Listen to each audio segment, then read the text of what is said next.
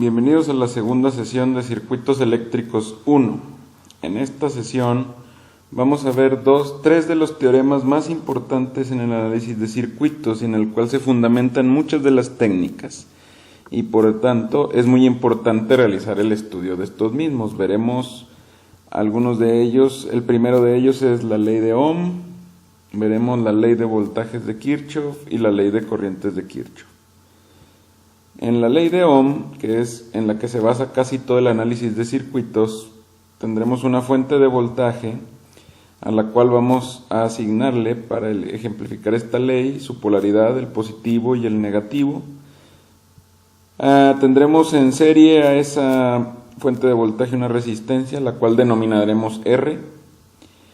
Y bueno, alambraremos el circuito, con lo cual vamos a cerrarlo y poder ver de qué manera se comporta. Nosotros al cerrar el circuito veremos que se genera una corriente que saldrá del terminal positivo de la fuente, a la cual denominaremos I, y esa corriente será la misma durante todo el circuito en serie. Hay que recordar mucho ese factor de en serie. Y debido a la convención que hicimos al inicio del curso, por la resistencia la corriente entra en el terminal positivo, a lo cual nos da que el voltaje en esa resistencia es igual a la corriente que circula por ella por la resistencia de dicho elemento. La ley de voltajes de Kirchhoff va a ser ejemplificada también con una fuente de voltaje que vamos a tener ahí. Igual vamos a poner su polaridad. A diferencia del circuito anterior, en este circuito pondremos dos resistencias en serie, a la cual denominaremos R1 y a la otra la denominaremos R2. Vamos a alambrar este circuito para ver de qué manera se comporta. En ciertas partes va a ser muy parecido al circuito anterior, solamente que aquí ejemplificaremos la ley de voltajes. La ley de voltajes de Kirchhoff es muy sencilla, la verdad. Se genera una corriente saliendo del terminal positivo, la cual es igual a través de todo el circuito en serie, la denominaremos I. En cada una de las resistencias se generará un voltaje. Igual, la corriente entra por el terminal positivo. En este caso tendremos el voltaje 1 en la resistencia 1 y el voltaje 2 en la resistencia 2. La ley de voltajes de Kirchhoff nos dice que en una trayectoria cerrada, la suma algebraica de los voltajes debe de dar igual a 0. ¿Por qué la B tiene un signo negativo? Porque si seguimos el origen de la corriente, entramos por el terminal negativo. Entonces quiere decir que menos B más B1 más B2 debe de ser igual a 0.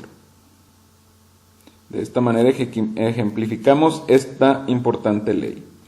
En la ley de corrientes modificaremos muy sustancialmente nuestro circuito. Tenemos nuestra vieja amiga fuente de voltaje con la misma polaridad de los dos ejemplos anteriores.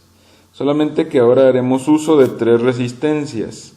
La primera de ellas en serie con la fuente a la que denominaremos R1. La segunda también muy parecida al ejemplo anterior, R2, solo que ahora una R3 estará en paralelo con R2. Eso es que comparten dos conexiones en común, R2 y R3. Es por eso que están en paralelo.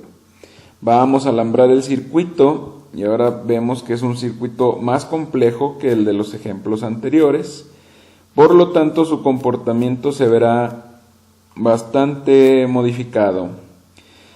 Al igual que en los circuitos anteriores, de la terminal positiva de la fuente saldrá una corriente I1, solo que al llegar a R2, esa misma corriente tiene que regresar al terminal negativo. Solo que al pasar por R2 se va a dividir esa corriente en una corriente que va a pasar por R2, a la cual denominaremos I1, y por R3 pasará una corriente que se llamará I2.